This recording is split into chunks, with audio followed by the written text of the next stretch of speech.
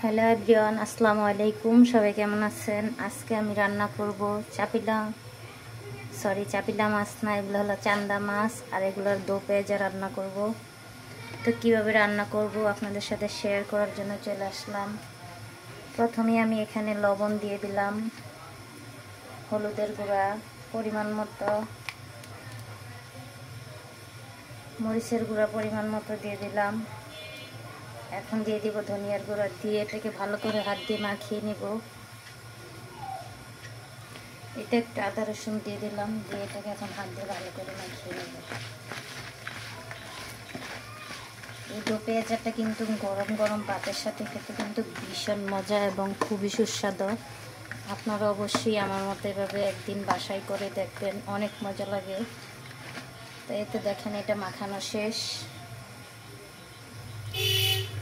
এখন এখানে নিয়েছি এই তো পেঁয়াজ, এই পেঁয়াজ কাঁচামরিচের সাথে একটু হলুদ দিয়ে দিব, একটু ধনিয়ার গুঁড়া, একটু মরিচের গুঁড়া, একটু লবণ দিয়ে এটাকে হাতে ভালো করে মাখিয়ে নেব।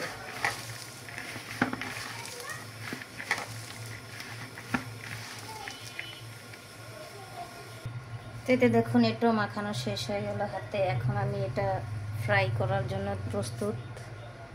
ফ্রাই বলেন, দো পেঁয়াজু বলেন, যে কোনোটাই বলতে পারেন, সমস্যা নাই। এখন কড়াইতে তেল দিয়ে দিলাম প্যানে, আর এখন মাছগুলো দিয়ে দিব। এই মাছগুলোকে আমি দুইভাবে ভাজা করবো, একেবারে মশমশো করে। একবারে দিলে অনেকগুলো হয়ে যাবে, তাই জন্য আমি দুইবারে দিচ্ছি। সেগুলো এখন আমি মশমশো করে ভেজে নিব।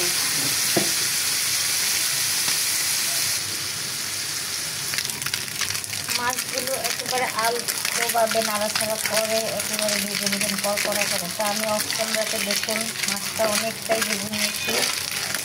এখন আরেকটু হলেই নামিয়ে নেব। মাছটা যত মশমশো হবে খেতে কিন্তু ততই মজা হবে। অবশ্যই গরম গরম ভাতের সাথে খেলে যে কী মজা পাবেন তা না খেলে আপনারা বুঝতেই পারবেন না। তো মাছটাই ভাজা হবে। আমার মাছটা কিন্তু একেবারে ভাজা ভাজা হয়ে গিয়েছে। এখন আমি এটা তুলে তুলব। তো এখন এই যে আবার আমি মাছটা ভাজা শেষ, এখন আমি একটু মেখে রাখা পেঁয়াজগুলো দিয়ে দিব, দিয়ে এটাকে ঢাকনা দিয়ে ঢেকে দেবো যাতে পেঁয়াজটা সেদ্ধ হয়। তাই জন্য, কারণ পেঁয়াজটা সেদ্ধ না হলে খেতে কাঁচা লাগছে। তো এখন ঢাকনা দিয়ে ঢেকে দিলাম। এতে দেখেন মাছগুলো কত সুন্দরভাবে ভাজা হয়েছে। মাছটা ভাজার উদ্দেশ্য একেবারে কড়া করে, যাতে মাছটা কখনো কাটা না লাগে, একদম কাটা লাগবে না এখন, আর খেতে কিন্তু অনেক মজা। আমি এখন ঢাকনাটা তুলে একটু পর পর এটাকে নাড়াচাড়া করে দিব। ঢাকনা তুলে তাই একটু নাড়াচাড়া করে দিলে সেদ্ধ হয়েছে কিনা সেটাও বুঝবো, আর নিচেও লেগে যাবে না। ঠিক আছে, তা আবার ঢাকনা দিয়ে দেখে দেবো। তো আমার পেঁয়াজটা সিদ্ধ হয়ে গেছে। বেশি ভাজা ভাজা করলে পেঁয়াজটা একদম মচমচে হয়ে যাবে। এখন আমি একটু মাছগুলো দিয়ে একটু ভালো করে নাড়াচাড়া করে মিশিয়ে নেব।